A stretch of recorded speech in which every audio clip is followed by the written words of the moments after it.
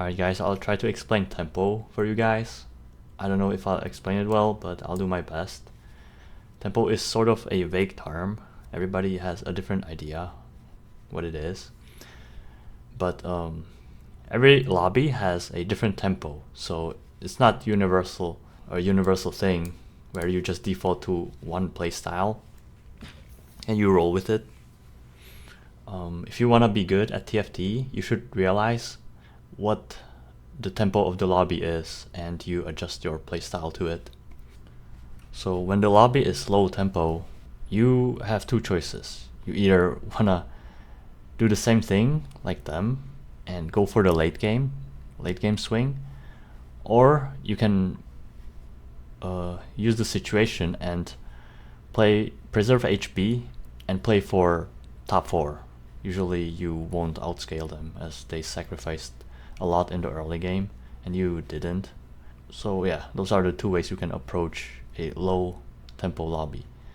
In a high tempo lobby, those are usually tournament lobbies where people play their strongest boards, and if you fail to keep up with the tempo, you just get demolished, ran over. So if you get a bad opener in a tourney, you must keep your calm and have a plan to swing late game. Otherwise, you try to keep up with the tempo and form your plan along the way. But you definitely need to keep up with the tempo of the lobby to an extent, based on the skill of the players. Generally, you try to play from your opener, right? If you get a good opener, you can play for tempo. The conditions are 2-star units and slammable items, and maybe augment as well. Yeah, you just tempo and keep your board strength during the game. You preserve HP, keep your streak, you gain 1 gold for winning, and streaking gives you gold. And yeah, you can, both of these playstyles can win the game. You kind of need to high roll with this, but whatever. This one is more risky because you will be low HP in the late game because you lost HP, you sacrificed HP for econ mostly, so that you could swing, make a comeback. Usually play from a bad opener, unslammable items, and you want to econ. Usually you go fast 9, or just you have to play a high, like the highest cap team comp. If you choose to play something like low cap, this tempo guy might outcap you, and you just you get a bad matchmaking, and you just go like bot 4. So you always look for highest cap team comps or boards. Yeah, scaling, you swing late game and get ahead of lobby tempo. Yeah, you just swing in the late game. It's like, I have like a graphic. It's not very accurate, but it should give you the idea of how your power spikes are.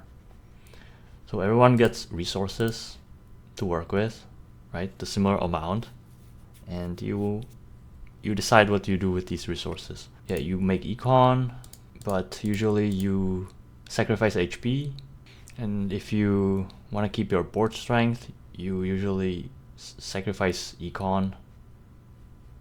Yeah, but you preserve HP, so you cannot have everything unless you high roll. So yeah, let's go to the power spikes, like general idea of power spikes. When you play a 2-cost reroll, Katarina for example, you spike on 3-2 when you hit your 2-star 2-cost, and you are pretty much the same strength until you hit your 3-star 2-cost, and then you just grow naturally. When you play standard 4-cost, you just econ up, hit your units naturally usually, and then you roll on 4-2, you hit your board and you grow. 3-cost reroll is like you're sort of, I don't know, generally you're okay-ish with strength, and then when you hit your 3 costs, that's your cap.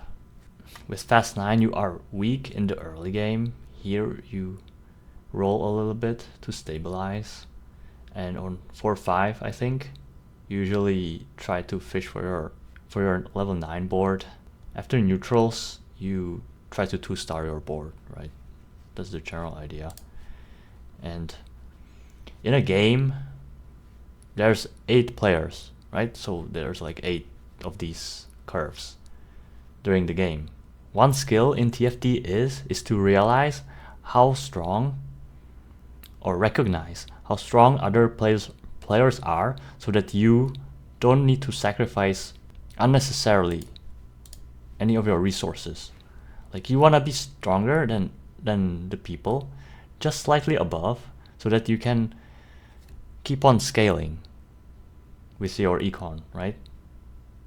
So having an accurate judgment of people's boards and their strength, if you can beat them or not, is very valuable.